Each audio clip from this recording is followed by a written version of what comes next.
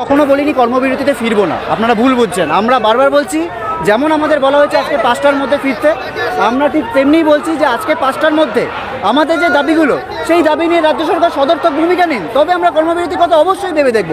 আমরা একবারও কিন্তু বলিনি যে আমরা কর্মবিরতি চালিয়ে যাব।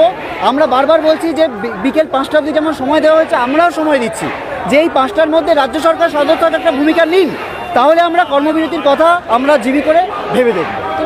আমরা এখনও আশা রাখছি রাজ্য সরকার সদর্থক ভূমিকা নেবে।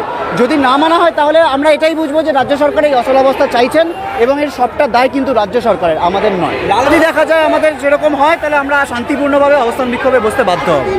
নতুন এক দফা নয়, আমরা প্রথম থেকে বলেছি প্রত্যক্ষ পরোক্ষভাবে যারা তথ্য প্রমাণ লোপাটের সাথে যুক্ত তাদের তদন্তের আওতায় আনতে হবে।